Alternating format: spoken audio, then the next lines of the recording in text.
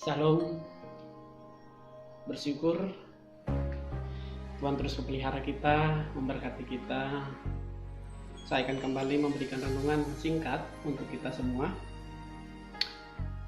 Ini saya ambil di dalam Mazmur pasal 51 ayatnya yang ke-20. Saya akan baca untuk kita semua. Lakukanlah kebaikan kepada Sion menurut kerelaan hatimu. Bangunkanlah tembok-tembok Yerusalem. Bapak Ibu, saudara-saudariku, Mazmur pasal 51 ini adalah bagian di mana Daud saat itu mengakui segala dosa, kesalahan, pelanggaran yang sudah ia lakukan setelah ditegur oleh Nabi Nathan. Bagaimana Daud begitu tersungkur, sujud di hadirat Tuhan, mohon belas kasihan Tuhan, mohon pengampunan Tuhan, ketika dia betul-betul sadar bahwa dosa sudah sungguh menguasai hatinya, karena dia membunuh Uria dan mengambil Seba menjadi istrinya. Bapak Ibu, kalau kita melihat bahwa di sini jelas bagaimana teguran itu begitu menyentuh, menyadarkan Daud. Daud kembali membangun tembok rohani. Bagaimana dia sungguh berseru kepada Tuhan Allah. Berbicara tentang tembok adalah suatu tempat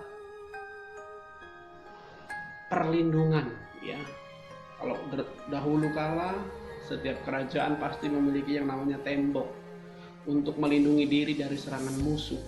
Makanya banyak istilah di Alkitab juga tentang tembok Yeriko, tembok Yerusalem, dan tembok-tembok yang lain.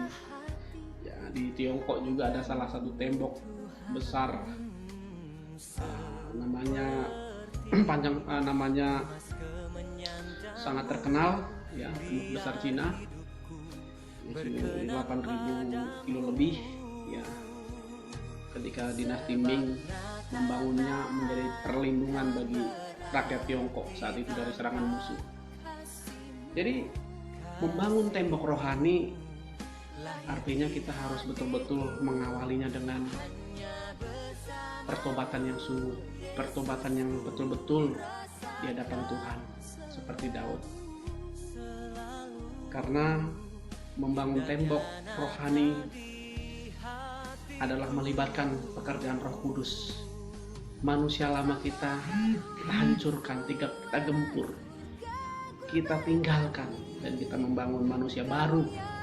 Karena Paulus dengan jelas mengatakan, siapa yang ada dalam Kristus, dia adalah ciptaan baru, yang lama sudah berlalu, sesungguhnya yang baru sudah datang. Jelas juga di Roma dikatakan bagaimana keinginan daging sangat berlawanan dengan keinginan roh. Keinginan daging adalah maut, keinginan roh adalah mempermuliakan nama Tuhan. Mari kita bangun tembok rohani kita, tentu dengan hidup kudus, diawali dengan pertobatan, penyerahan diri, dipimpin oleh Roh Kudus. Dan kita semakin peka, semakin sensitif, semakin menjalin pergaulan yang dekat dengan Tuhan, tentu melalui firman, melalui pujian, melalui doa, melalui teguran-teguran yang Tuhan utus atau Tuhan pakai untuk terus mengingatkan kita menjadi pribadi-pribadi yang memiliki tembok rohani yang kuat, sehingga ketika iblis menggoda kita, iblis memperdaya kita, tidak semudah